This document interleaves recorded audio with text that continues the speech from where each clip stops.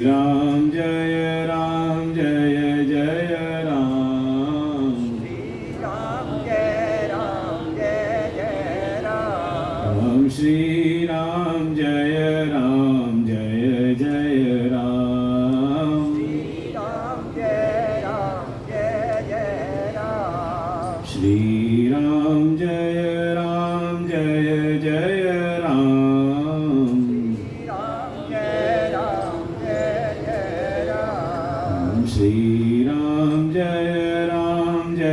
जय राम। श्री राम जय जय राम। श्री राम जय जय राम। श्री राम जय जय राम। श्री राम जय जय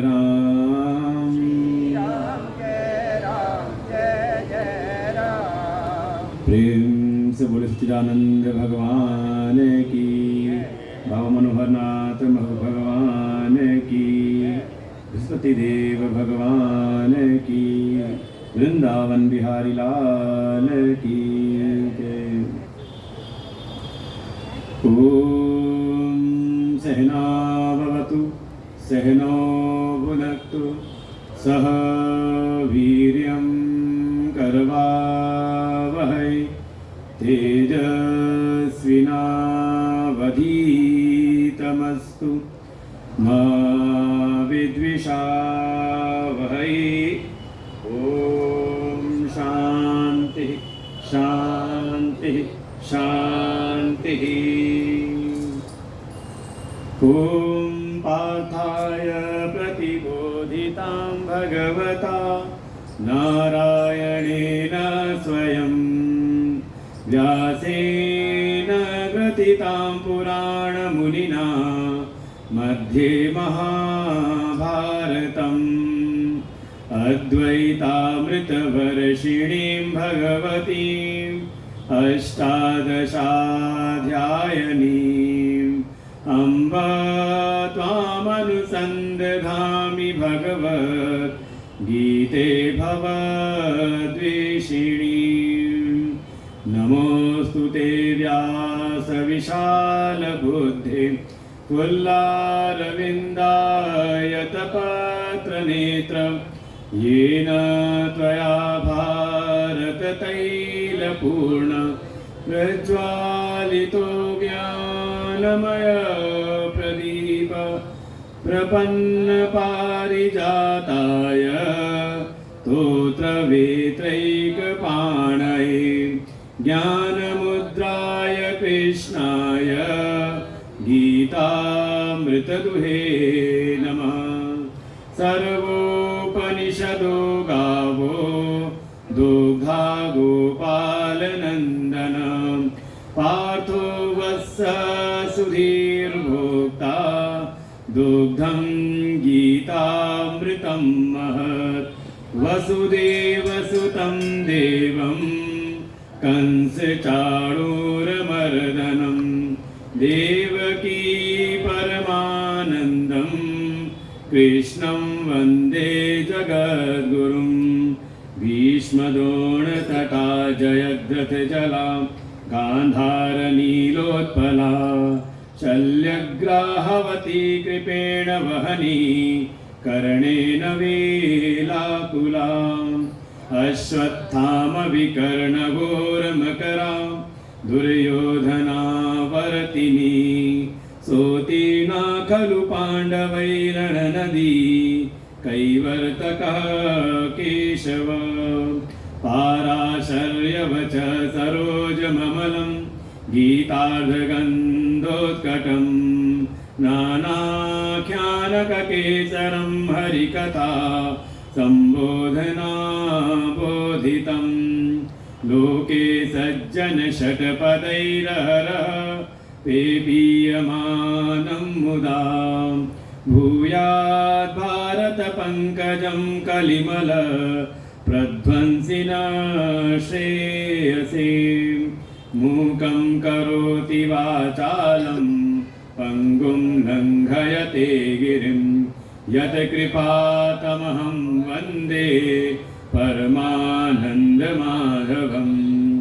यं ब्रह्मा वरुणेन्द्ररुद्रमरुता स्तुन्वन्ति दिव्यैः स्तवैः वेदैः साङ्गपदक्रमोपनिषदैः गायन्ति यं सामगा ध्यानावस्थिततद्गतेन मनसा पश्यन्ति यं योगिनो यस्यान्तं न विदुसुरासुरगणा देवाय तस्मै नमः देवाय तस्मै नमः।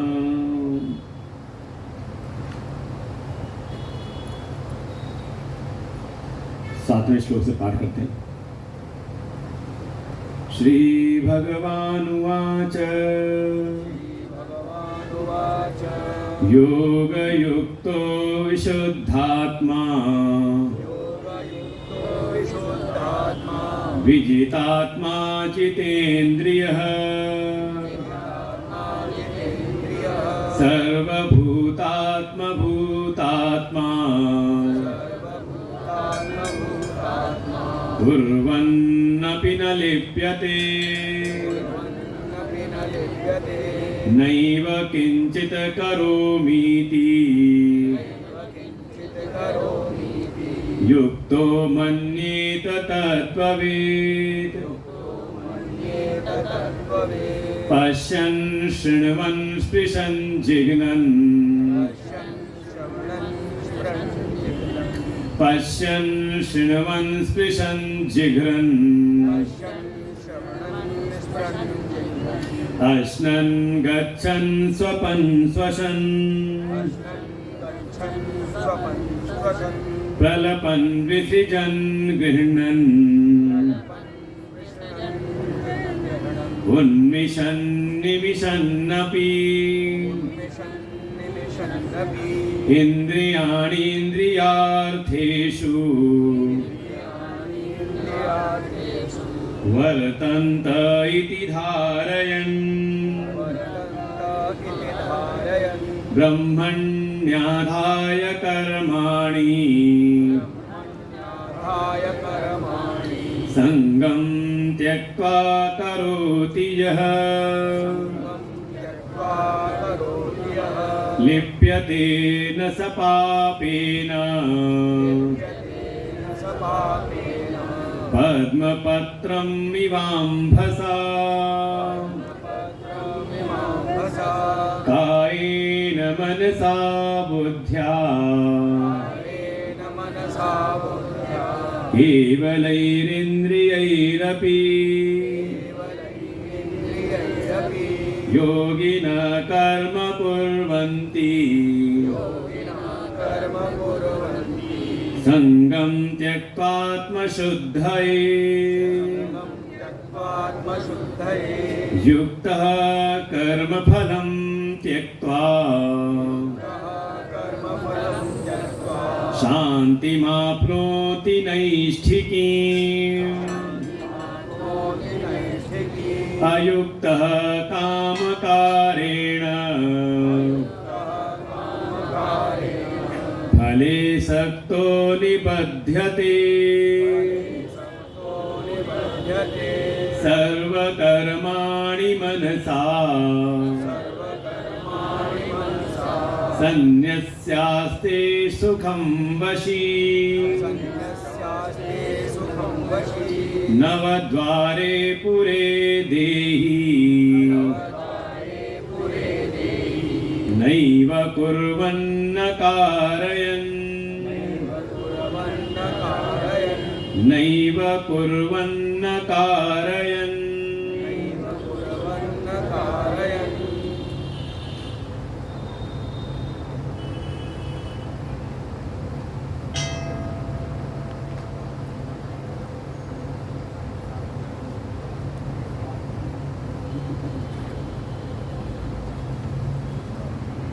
श्रीमद् भगवद गीता का यह पंचम अध्याय नाम है कर्म संन्यास योग। वास्तव में जो पूर्ण संन्यास है वो घटित होता है आत्म स्वरूप में ही। आत्म स्वरूप में स्थिति प्राप्त होने के उपरांत ही संन्यास की पूर्णता होती है। और इस स्थिति की प्राप्ति में कहा कहीं कोई ऐसी बात नहीं है कि कोई कर्म का त्याग कर दे, तो स्थूल रूप में बहिर्जगत में कोई कर्मों का त्याग करके वहां नहीं पहुंच सकता। ये बात तो एक चित्त में बिल्कुल अच्छी प्रकार से बैठ जाए। जो अध्यात्म का मार्ग है, जो वेदांत का जो ज्ञान का मार्ग है, ये किसी क्रिया का निषेध नहीं करती।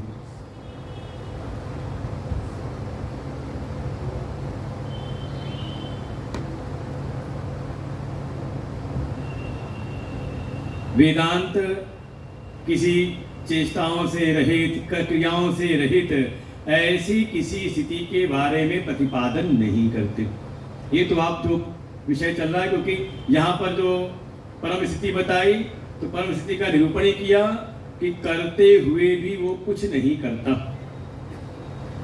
कुर्वन् अपि न लिप्यते, कर्म को करते हुए भी का कर्म बंधनों से वो लिप्त नहीं होता। जो प्रश्न पूछा है अर्जुन ने निश्रेयस की प्राप्ति, उस परम पद की प्राप्ति के लिए कर्म योग उचित है या कर्म संन्यास की साधना उचित है? भगवान स्पष्ट उत्तर देते हैं कि दोनों के द्वारा ही निश्रेयस की प्राप्ति की जा सकती है। हाँ, ये है कि जो पूछने वाले की स्थिति है, जिसको अभी निश्चय नहीं कि मैं कर्म संन्यास करूं या कर्म योग की साधना में लगूं, उसकी स्थिति से देखा जाए तो उसके अधिकारित्व के अनुसार, उसकी स्थिति के अनुसार कर्म संन्यास से उसके लिए कर्म योग की साधना ज्यादा उचित है। बस कर्म योग की साधना भी कैसे करें तो उसका भी निरूपण किया। और एक बात कह दी, जो कर्म योग की जो महिमा का, उसकी जो विशिष्टता का जो वर्णन किया कि अगर कर्म योग की साधना फलीभूत नहीं हुई है जीवन में, अगर कर्म योग की साधना परिपक्व नहीं हुई है और कोई कर्म का संन्यास कर दे, तो ये जो संन्यास है उसका का होता तो है लेकिन थोड़ा दुखमय हो जाता है। दुखम आप्तुम अयोगतः, कर्म योग से रहित अभी पूर्ण ज्ञान की प्राप्ति हुई नहीं और संन्यास के मार्ग में बढ़े तो शायद उसको ज्यादा कष्टकारी अनुभव हो सकते हैं। इसीलिए उपाय बताया कि जो साधक है वो पहले योग से युक्त हो जाए। कौन से योग से? कर्म योग से। योग युक्तो विशुद्ध आत्मा, पहले कर्म योग की साधना करते हुए, कर्म योग अर्थात फल की आसक्ति से रहित होकर के, भोक्तृत्व के अभिमान को त्याग करके जब कोई कर्म करता है तो उसके कर्म कर्म योग कहलाते हैं। ये कल स्पष्ट कहा था, दोनों में जो भेद के थे, एक है कर्म संन्यास और एक है कर्म योग। कर्म योग में कर्म तो है लेकिन कर्म करते हुए फल का कोई आग्रह नहीं। अभी एक चर्चा चला रहे थे, लोग बता रहे थे कि सत्संग करें तो सत्संग का क्या फायदा, जानना फायदा क्या है? वो तो दुनिया भर की बातें बताई। सत्संग का सबसे बड़ा फायदा यही है कि ये जो चित्त हर समय फायदे से लगा रहता है, ये वृत्ति आपकी धराशायी हो जाती है कि जीवन में ऐसे भी कर्म हो सकते हैं कि वो बिना फायदे के हों। अभी तो हम रोज बता रहे हैं कहीं ना कहीं, जैसे कोई आपकी बड़ी प्रशंसा करे और प्रशंसा से जब आप फूल जाओ, मतलब प्रसन्न हो जाओ, तो वो अपना कोई काम बता दे तो मन में क्या लगेगा आपको? तब आपको समझ में आएगा कि ये हमारी प्रशंसा नहीं कर रहा था, ये अपना काम बनाने की तैयारी कर रहा था, तैयारी बना रहा था। ऐसे ही अगर आप परमात्मा को अर्पण करके परमात्मा के जो भी कार्य हैं अगर हमेशा फायदे के लिए करें तो क्या ये करना उचित है? तो सत्संग का सबसे बड़ा फायदा यही है कि ये चित्त, ये जो भी कर्म में लगता है तो बिना फायदे के कर्म में नहीं लगता, अर्थात वो कर्म करने में ही लगा रहता है। सत्संग का ये परिणाम है कि ये भीतर से फायदे की भावना मिट जाती है और जीवन में कर्म प्रारंभ रहते हैं। कर्मों का त्याग नहीं है, कर्म तो है, लेकिन ये जो परिणाम में जो एक आग्रह बनाया था कि ऐसा ही फल मुझको मिले, ऐसा मुझको फायदा मिले, कहा ये वृत्ति वहां से निकल जाती है। तो उसके किए हुए कर्म कर्म नहीं रहते, बल्कि वो कर्म योग हो जाते हैं। और ऐसे कर्म योग से युक्त जो भी साधक है, उसका जो अंतःकरण है, कहा वो परम शुद्ध हो जाता है, विशुद्ध आत्मा, वो अंतःकरण की परम शुद्धि प्राप्त करता है। फिर ऐसे शुद्ध अंतःकरण वाले के लिए ये जो अपना शरीर है, ये भी उसके वश में होता है, विजित आत्मा, वो देह पर भी उसकी विजय प्राप्त हो जाती है। और साथ ही इंद्रियों को संयम में रखना उसके लिए खेल हो जाता है। जितेंद्रिय, ये सारे गुण उसके भीतर स्वभावता आ जाते हैं। किसके भीतर? जो कर्म योग से युक्त होकर के कर्म करता है, उसके तीन चीजें घटित होंगी उसके भीतर: अंतःकरण की शुद्धि, अपनी दैहिक चेष्टाओं के ऊपर विजय, और तीसरा अपनी इंद्रियों का संयम। और जब ये सारे गुण भीतर आ जाते हैं तो उसको फिर वो ज्ञान तक की दृष्टि प्राप्त होती है, जिस ज्ञान के द्वारा वो सर्वभूतों में अपनी आत्मा को ही देखता है। सर्वभूतात्मा, भूत आत्मा, उसका ऐसा जीवन, वो ऐसी आत्मा हो जाता है। अब वो देह नहीं है, अब वो शरीर नहीं रहा, अब उसकी जो अपने प्रति मान्यता है वो देह नहीं है कि मैं देह वाला हूँ, मैं शरीर नहीं हूँ, मैं मन बुद्धि नहीं, बल्कि मैं वो आत्मा हूँ जो समस्त भूतों की आत्मा है। ऐसी उसकी स्थिति हो जाती है। अर्थात उसके जीवन में ही कहा पूर्ण रूप से कर्म संन्यास की उपलब्धि हो जाती है। अर्थात वो अपने आत्म स्वरूप में, जो आत्मा सर्वथा अकर्म स्वरूप है, आत्मा में किसी प्रकार की कोई चेष्टा नहीं, कोई क्रिया नहीं, वो निर्विकार है, ऐसी आत्मा में उसकी स्थिति सुदृढ़ हो जाती है। और यही है कर्म संन्यास।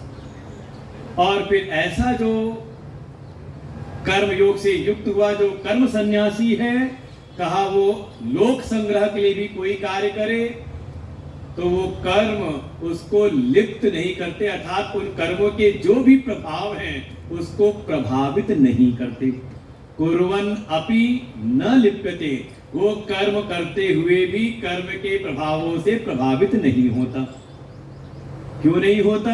क्योंकि आत्मस्वरूप में स्थिति प्राप्त होते ही, वो कर्म संन्यास की पूर्णता भीतर आते ही उसकी वृत्ति स्पष्ट ऐसी बन जाती है कि न एव करोमि, मैं कुछ भी नहीं करता। उस तत्व में, उस आत्मस्वरूप में स्थिति प्राप्त होती है, उसका ज्ञान हो जाता है और उसकी ऐसी ही दृढ़ मान्यता बन जाती है। उसको चेष्टा नहीं करनी पड़ती कि मैं नहीं, हम कुछ नहीं करने वाले। ऐसा होता है वैसे, कहीं आपकी प्रशंसा हो तो आप ही कहते हो, कोई कह रहे आपने बड़े अच्छे अच्छे कर्म किए हैं, तो आप ही कहते हो नहीं नहीं, हम कौन है करने वाले, सब तो प्रभु हैं, वही करने कराने वाले हैं। लेकिन कब का अच्छी संगत में तो ऐसा भाव आता है, और मान लो हम ही पहुंच जाए ऐसी जगह पर जहां पे सब अपनी अपनी डींगे हाँक रहे हो, सब अपने अपने कर्मों की महिमा बता रहे हो, तो वहां फिर आपके मन में आए कि हम भी कोई कम नहीं है, थोड़े हमारी भी दो चार बात सुन लो आप। तो कैसे का उसको कोई चेष्टा नहीं करने की पड़ती, कोई उसके बाहर की व्यवस्थाओं से उसके भीतर ये भाव नहीं, बल्कि उसकी निरंतर ऐसी मान्यता रहती है, इस बोध में रहता है कि सब कुछ करते हुए भी ना एव किंचित करोमि, मैं कुछ भी नहीं करता, ऐसी उसकी दृढ़ मान्यता हो जाती है। तो क्या सोया पड़ा रहता होगा? कहा नहीं, सारी जो चेष्टाएं हैं, चाहे वो शरीर की चेष्टा हो, चाहे मन बुद्धि की चेष्टा हो, और चाहे इंद्रिय चेष्टाएं हो, इंद्रियों के कार्य व्यापार हो, वो सारे कार्य व्यापार करते हुए जो जगत के प्राणी हैं, जगत के लोगों को दिखाई देगा ये तो बहुत परिश्रम कर रहे हैं, दिन रात ये परिश्रम में लगे रहते हैं, कर्मणि अभिप्रवृत्तोपि, ये तो कर्मों में दिन रात प्रवृत्त रहते हैं। लेकिन वो जो साधक है, जो योग से युक्त, जो पूर्ण कर्म सन्यासी है, उसकी धारणा नित्य यही रहती है कि मैं कुछ भी नहीं करता। क्या क्या करते हुए? तो कल सारी चेष्टाएं गिनाई थी, और हमने कहा था ये श्लोक अगर आप याद कर लो, पढ़ना सीख जाओ, तो तो समझ लो गीता आपके हाथ में आ गई, क्योंकि सबसे कठिन श्लोक यही है। 2 पंक्तियां, 8वें श्लोक की दूसरी पंक्ति और 9वें श्लोक की पहली पंक्ति। और ये प्राण श्लोक है, समझ ले मूल श्लोक है 5वें अध्याय का। कैसी कैसी चेष्टाएं हैं तो एक एक करके गिने। पश्यन अर्थात देखते हुए, शृण्वन कानों से सुनते हुए, स्पृशन अर्थात त्वचा से स्पर्श करते हुए, अश्नन स्पृशन, जिघ्रन अर्थात घ्राण इंद्रिय से गंध ग्रहण करते हुए, फिर अश्नन जिह्वा से खट्टे मीठे का रस लेते हुए, खाते हुए, गच्छन पैरों से चलते हुए, स्वपन कभी थकता है तो सो भी जाता है। ये ना सोचना कि कोई ज्ञानी है तो सोता नहीं, वो का जब सोने का समय आया तो सो भी जाता है। और कभी ऐसी स्थिति आती है कि बिल्कुल निश्चेष्ट हो जाता है, केवल उसकी श्वास ही चलती है गहन सुषुप्ति में। और फिर कभी उठ करके प्रलपन, वो प्रलाप भी करता है, बोलता भी है वाणी के द्वारा। फिर विसर्जन कहा, वो मल आदि का त्याग भी करता है। गृहणन का हाथों से वस्तु को ग्रहण करता है। उन्मिशन आंखों को खोलता है। निमिशन आंखों को बंद करता है। सब कुछ करते हुए, अपि सब लगा रखा है, सब कुछ करते हुए भी धारणा उसकी कैसी है, ना एव किंचित करोमि। तो है क्या भीतर भावना, उसको केवल समझ ले इन सारी इंद्रियों के कार्य व्यापार की, जो भी इंद्रियों की शरीर की चेष्टाएं बन रही हैं, उन सब का वो साक्षी बन करके स्थित रहता है। ये सब हो रहा है, सब अपने अपने कार्यों में लगे हुए हैं।